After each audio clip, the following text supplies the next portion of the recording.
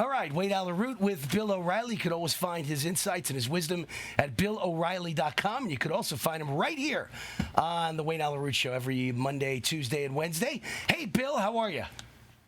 Good, Wayne. Thanks for having me in. I'm looking forward to seeing you Friday at the Talkers Conference. I'm flying into New York tomorrow, my old hometown. I'm very excited and looking really forward to seeing you. So let's have some fun. Let's start today with the president's trip to the UK.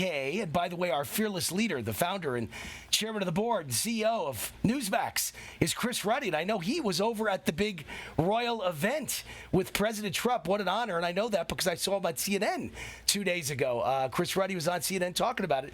So I thought I'd open with President's trip and the media spin, which, of course, as usual, always is quite negative.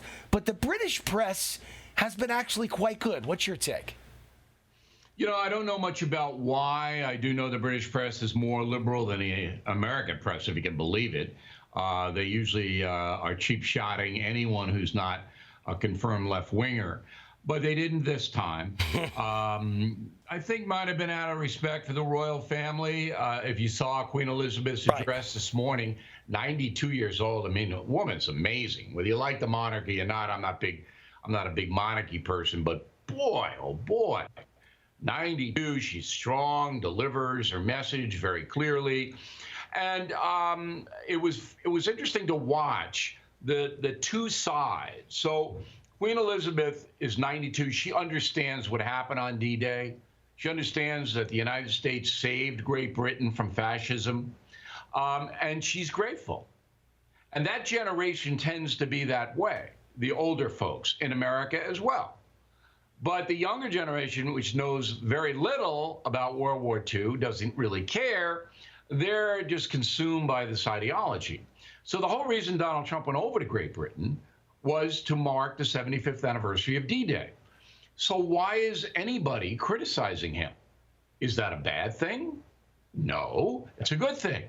Why is the American press trying to drum up all controversy like Meghan won't go over there to see him and where's Harry and who cares? You know, give it a rest. This is an occasion the world should absolutely mark and understand. As you know, Wayne, I wrote Killing Patton and Killing the SS.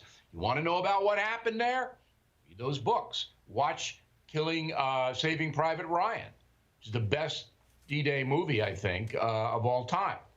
But anyway, it's the usual, let's bash Trump no matter what he does, but at least the British press did not buy into that. All right, let's talk about Brexit. The president is pushing for a hard Brexit. What's your opinion about that? Will it work? Well, I said from the very beginning that the reason that Great Britain is pulling out of the EU is illegal immigration. Now, when I use the word illegal, you have to understand something, that if you get to Europe, you meaning anyone in this world, you can move among the countries without a passport. There's no border control in the EU. Everybody goes wherever they want to go. So the people who enter Europe illegally or fleeing tyranny or, asylum seekers or whatever, they can go wherever they want.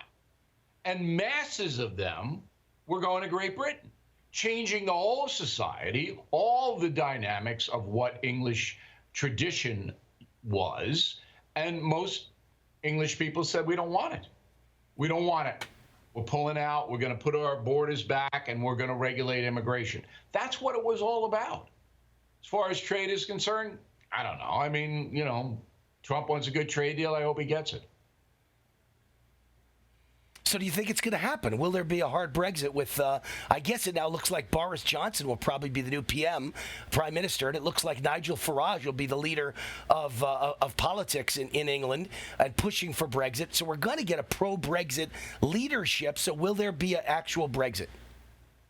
Yeah, they'll leave, and they'll probably leave with no deal. What's been holding that up is they want to have all this trade deals in place, and they just can't get them with Brussels isn't really cooperating.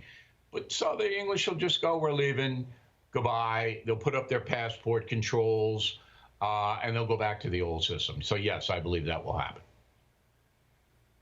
All right, last question. We have about a minute left, and I just want to ask you about the GOP. They're threatening to fight Trump over his 5% Mexican tariffs that rise to 25% by October. Would that be effective in stopping Mexico from allowing all these Central Americans to come through their country and through our border? Would it be a good idea, or do you like the fact that Republicans are going to block them?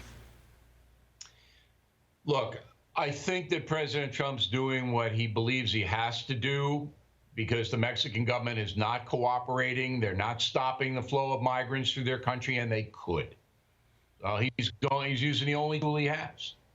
So if you're not going to stop it, no matter how many times we've asked you to do it, you're not going to do it, then we're going to hurt you economically. If I were a Republican, I would probably say okay to that. I wouldn't be a dissenter. I don't think the Republican Party en masse is against it. I just think there are some Republicans who don't like tariffs. And by the way, it's all about politics, and the election's coming up, and I think the people who voted for Trump, 63 million strong, are almost all for the tariffs, and the corporations and the big corporate donors are against it. So that's why a few Republican politicians are having a conniption fit, as we used to say in New York. But the people who voted for Trump, like me, want the tariffs to bring Mexico to their knees. All right, Bill, thank you for your usual insights and wisdom, and I will personally see you on Friday at Talkers. Have a great week. It's going to be fun. Thanks, Wayne.